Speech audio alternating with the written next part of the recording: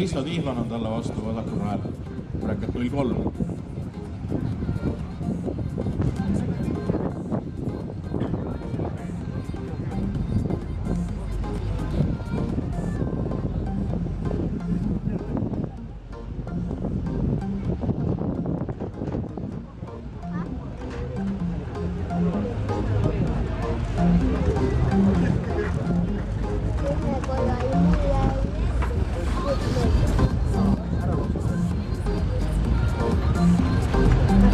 No nii, head reaktsiooni ajad ja tuleb siin vasakul rajal 0,194, paremal 0,354.